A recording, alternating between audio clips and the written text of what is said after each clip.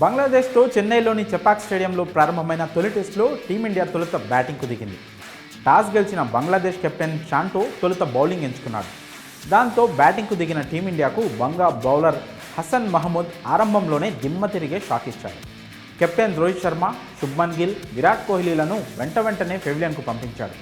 సరైన line and length బాల్కు Rohit Sharma, down the leg side బాల్కు Shubman Gill, outside the off stump బాల్కు విరాట్ కోహ్లీ తమ వికెట్లను సమర్పించుకున్నారు. యువ ఓపెనర్ యశస్వి జైస్వాల్, రిషబ్ పంత్ లంచ్ వరకు మరో వికెట్ పడకుండా అడ్డుకున్నా లంచ్ తర్వాత పంత్ కూడా అవుట్ అయ్యాడు. అతన్ని కూడా హసన్ అవుట్ చేయడం గమనార్హం. అదేంటి, చెన్నై పిచ్ అంటే స్పిన్ పిచ్ కదా, మన స్టార్ బ్యాటర్లేంటి 3 టెస్ట్ మ్యాచ్లు కూడా ఆడని యువ బౌలర్ ముందు చేతులెత్తేస్తారా అని ఆలోచిస్తున్నారా? ఇక్కడే ఓ ట్విస్ట్ ఉంది. స్పిన్కు అనుకూలంగా ఉండే చెపాక్ పిచ్ను పేస్ ఫ్రెండ్లీగా మార్చి ఇవ్వాలని టీమిండియా కెప్టెన్ రోహిత్ శర్మ కోరినట్లు గతంలో వార్తలు వచ్చాయి. ప్రస్తుతం బంగ్లాదేశ్ బౌలింగ్ చూస్తుంటే అదే నిజమని అనిపిస్తోంది.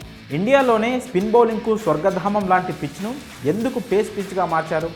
రోహిత్ శర్మ ఎందుకు అలా కావాలని కోరాడంటే దాని వెనుక భయం ఉందా అనే అనుమానాలు వ్యక్తమవుతున్నాయి. టీమిండియాతో టెస్ట్ సిరీస్కి వచ్చే ముందు బంగ్లాదేశ్ జట్టు పాకిస్తాన్తో 2 టెస్టులు ఆడింది.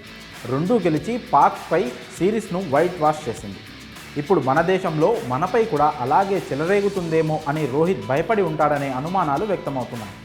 షకీబుల్ హసన్, మెహదీ హసన్తో బంగ్లా స్పిన్ బౌలింగ్ అటాక్ పటిష్టంగా ఉంది.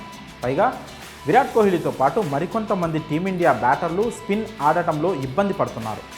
ఇలాంటి పరిస్థితుల్లో చెన్నై పిచ్ స్పిన్కు అనుకూలంగా ఉంటే బంగ్లా డేంజర్గా మారే ప్రమాదం ఉందని, పిచ్ను పేస్ బౌలింగ్కు అనుకూలంగా ఉండేలా మార్చారా అని క్రికెట్ వర్గాల్లో సందేహాలు తలెత్తుతున్నాయి. అదేంటి, బంగ్లా దగ్గర స్పిన్నర్లుంటే మన టీంలో కూడా రవిచంద్రన్ అశ్విన్, కుల్దీప్ యాదవ్, జడేజా లాంటి టాప్ స్పిన్నర్లు ఉన్నారు కదా అని మీరు అనుకోవచ్చు.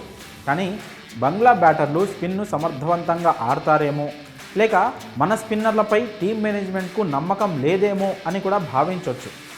పేస్ బౌలింగ్తో అయితే బుమ్రా, సిరాజ్ నెట్టుకు రావచ్చని కెప్టెన్ రోహిత్ కూడా భావించి ఉంటాడని అంతా అనుకుంటున్నారు.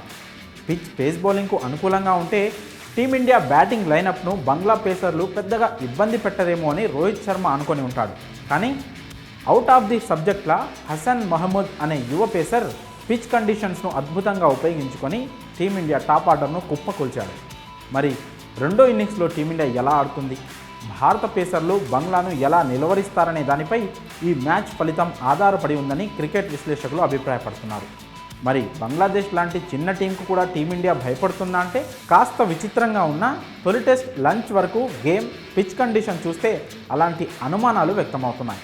మరి ఈ విషయంలో మీ అభిప్రాయాలను కామెంట్స్ రూపంలో తెలియజేయండి.